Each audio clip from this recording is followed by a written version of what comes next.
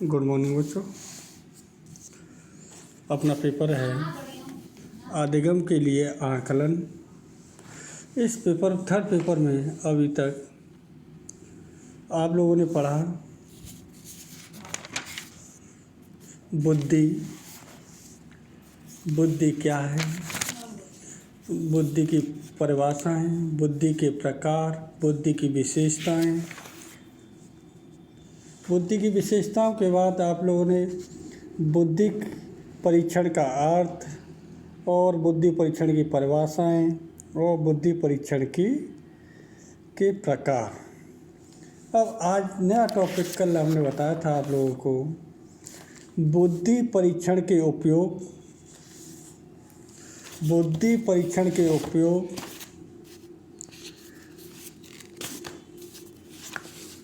बुद्धि परीक्षण के उपयोग और दूसरा था बुद्धि परीक्षण के दोष और बुद्धि में व्यक्तिगत एवं सामूहिक परीक्षण में अंतर। ये आपका टॉपिक था। कि इन टॉपिकों के बारे में कल का तात्पर्य आज हम चर्चा करेंगे। इन चर्चाओं करने के बाद अब आता है नंबर 1 बुद्धि परीक्षणों के उपयोग। बुद्धि परीक्षण के कुछ प्रमुख उपयोग होते हैं जो निम्नलिखित हैं। नंबर 1 शैक्षिक उपयोग, एजुकेशनल यूज। का शैक्षिक शिक्षा के स्तर में हम किस प्रकार इसका प्रयोग करते हैं। देखें, पॉइंट डालें। शैक्षिक उपयोग, संभवतः बुद्धि परीक्षणों का सर्वाधिक उपयोग शैक्षिक क्षेत्र में किया जाता है।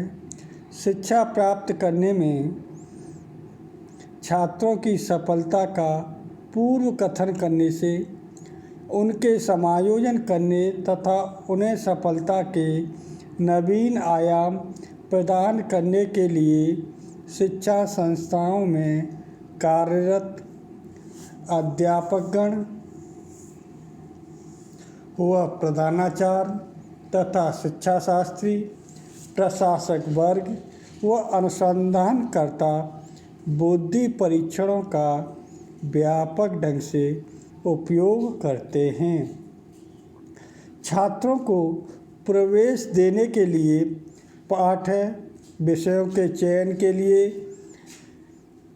छात्रों का वर्गीकरण करने के लिए, पाठ्यक्रम निर्धारित करने के लिए, शिक्षण विधियों का निश्चय करने के लिए, छात्रवृत्ति प्रदान करने के लिए, छात्रों की प्रतिभा व बुद्धि का पता लगाने के लिए, छात्रों को निर्देशन देने के लिए, छात्रों को कक्षोन्नति देने के लिए, अनुसंधान कार्य करने के लिए तथा अनेक शैक्षिक कार्यों में बुद्धि परीक्षण का प्रयोग किया जाता है।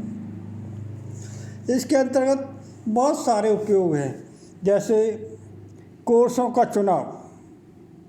विद्यार्थियों के लिए कोर्सों का चुनाव का आधार बुद्धि परीक्षण ही बन सकते हैं।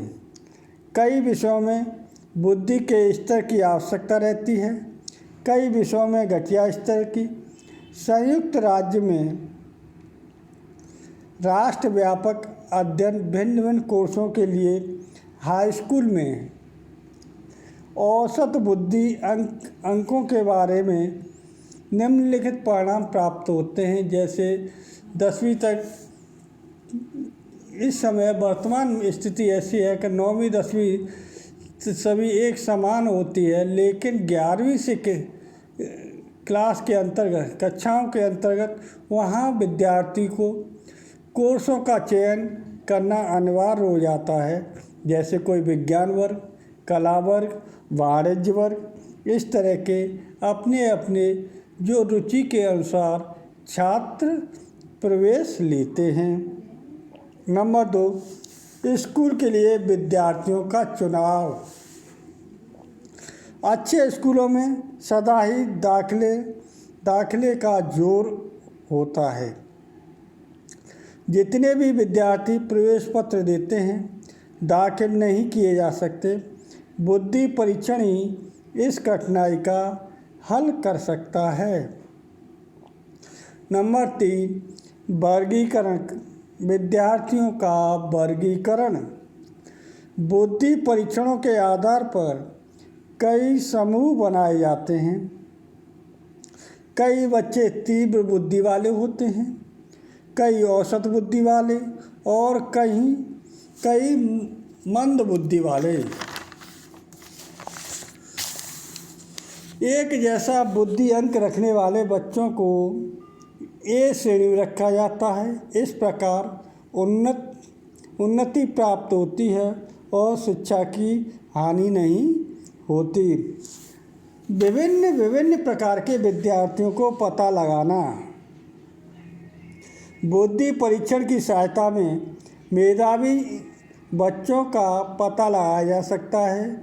इसके साथ साथ पिछड़ेपन, कदाचार तथा समस्यापूर्ण व्यवहार के कारण मालूम किए जा सकते हैं और उन्हें परिस्थितियों के अनुसार डालने में सहायता दी जा सकती है। नेक्स्ट, छात्रवृत्तियाँ, स्कॉलरशिप। उचित तथा अधिकारी बच्चों की बुद्धि परीक्षण के आधार पर छात्रवृत्तियाँ भी दी जा सकती हैं। भारत सरकार कुछ विद्यार्थियों को चुनकर छात्रवृत्ति देती है ताकि वे प्राप्त परीक्षणों तथा बुद्धि के परीक्षणों के आधार पर पब्लिक स्कूलों में शिक्षा प्राप्त कर सकें। नेक्स्ट, विद्यार्थियों की पदोन्नति। विद्यार्थियों की अगली श्रेणी में चढ़ाने के लिए बुद्धि परीक्षणों का प्रयोग किया जाता है। नेक्स्ट, सफलता की भविष्यवाणी। बुद्धि परीक्षणों द्वारा भविष्य में सफलता की भविष्यवाणी की जा सकती है। नेक्स्ट नंबर, अध्यापक के कार्य का अनुमान। नेक्स्ट पॉइंट क्या है बच्चों? अध्यापक के कार्यों का अनुमान। बुद्धि परीक्षणों द्वारा अध्यापक के कार्यों का अनुमान लगाया जा सकता है। यदि बुद्धि परीक्षण के स्तर के अनुसार विद्यार्थियों की प्राप्ति नहीं होती तो इससे यह प्रकट होता है कि वह विषय अध्यापक ने ठीक से नहीं पढ़ाया होगा। नेक्स्ट पॉइंट आता है शैक्षिक विधियाँ तथा साधनों का मूल्यांकन। नेक्स्ट पॉइंट क्या है? शैक्षिक विधियाँ तथा साधनों का मूल्यांकन। बुद्धि परीक्षण किसी स्कूल द्वारा भिन्न कोर्सों का सूक्ष्म अध्ययन वाली पुस्तकों की सापेक्ष महत्व जानने के लिए किए गए प्रयोगों का मूल्यांकन करने के लिए लाभदायक होते हैं। दूसरा पॉइंट आता है व्यावसायिक निर्देशन में उपयोगिता। व्यावसायिक निर्देशन में उपयोगिता, ये पॉइंट क्या था? शैक्षिक उपयोग में उपयोगिता। नंबर 2, व्यावसायिक निर्देशन में उपयोगिता। व्यावसायिक निर्देशन में बुद्धि परीक्षण बहुत लाभदायक सिद्ध हो सकते हैं। इन परीक्षणों के आधार पर व्यावसायिक निर्देशन दिया जा सकता है। शिक्षा की भांति उद्योग तथा व्यवसाय के क्षेत्र में भी निम्न स्थितियों में इनका व्यापक प्रयोग संभव है। किसी अमुक व्यवसाय के लिए व्यक्ति की योग्यताओं एवं क्षमताओं को ज्ञात करने में कर्मचारी एवं अन्य औद्योगिक अधिकारियों के चयन में विभिन्न प्रकार के कर्मचारियों को वर्गीकृत करने करने में, व्यवसाय में उन्नति प्रदान करने में, उद्योगों में सामंजस्य कायम रखने में, कार्य एवं कर्मचारी में उचित संबंध बनाए रखने में। नेक्स्ट पॉइंट डालिए न्यू, सेना में उपयोग। न्यू पॉइंट क्या? सेना में उपयोग। प्रथम विश्व युद्ध काल में यह अनुभव होता रहा है कि सेना के क्षेत्र में बुद्धि परीक्षण अत्यंत उपयोगी सिद्ध होते हैं। इनकी सहायता से सैनिकों एवं सेना अधिकारियों का चयन, वर्गीकरण एवं पदोन्नति संभव होती है। अब नेक्स्ट पॉइंट आता है बुद्धि परीक्षणों के दोष। प्रामाणिक बुद्धि परीक्षणों की बहुत कमी है। इसका परिणाम यह होता है कि हम बच्चों की शिक्षा के किसी क्षेत्र या व्यवसाय में भविष्य की सफलता की भविष्यवाणी निश्चय पूर्वक नहीं कर सकते। नंबर 2, बुद्धि जो बहुत ही योग्यता का संग्रह है, परंपरा के अनुसार बुद्धि परीक्षण पर निर्भर करती है, जो केवल कुछ योग्यताओं को मापती है। बहुत सी योग्यताएं जो बुद्धि का अनिवार्य अंग होती है नहीं मापी जा सकती। नेक्स्ट नंबर, बुद्धि परीक्षण ठीक नहीं होते। इनमें सीमित प्रश्न होते हैं। बुद्धि जैसी पेचीदा धारण को मापने का यह उपयुक्त विधि नहीं है। नंबर 4, बुद्धि परीक्षण विश्वसनीय नहीं होते। ये बुद्धि का ठीक ठाक मापन नहीं करते। नंबर 5, बुद्धि परीक्षण अनिवार्य तौर पर संस्कृतबद्ध होते हैं और अच्छे विद्वान माता पिता के बच्चों के समर्थक होते हैं। इसके विपरीत वे बच्चे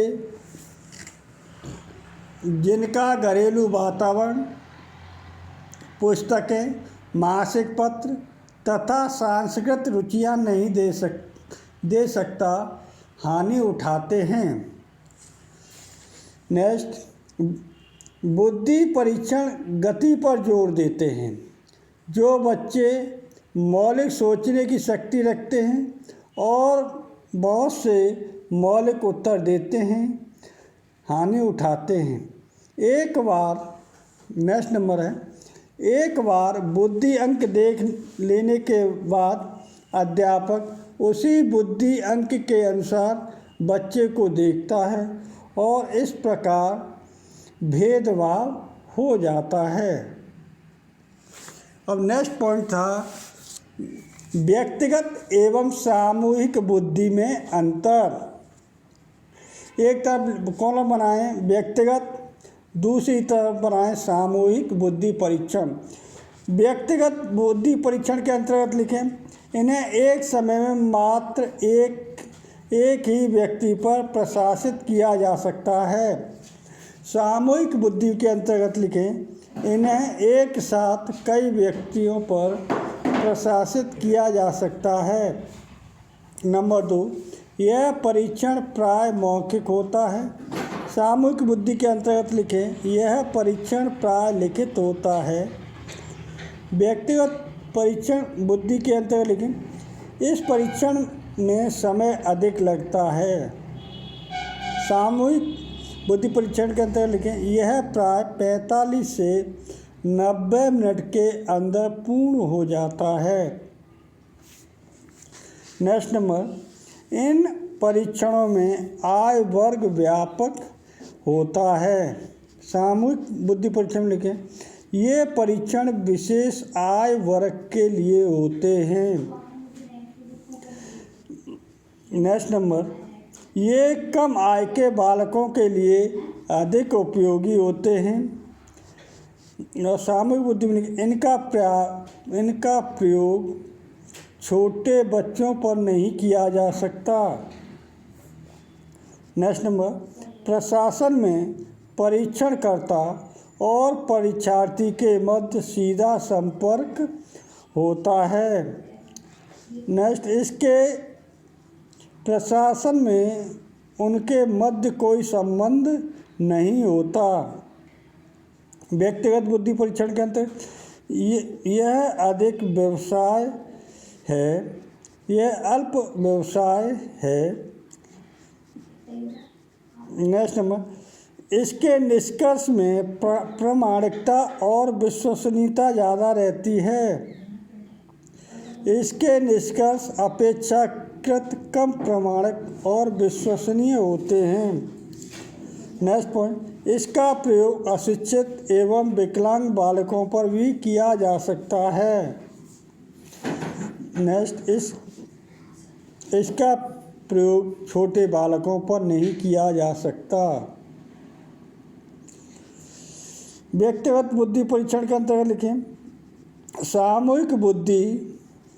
सामूहिक बुद्धि की जानकारी नहीं मिलती। इसमें सामूहिक बुद्धि का अनुमान लगाया जा सकता है। इसके लिए आज इतना ही बच्चों। कल नया टॉपिक होगा आपका व्यक्तित्व, पर्सनैलिटी।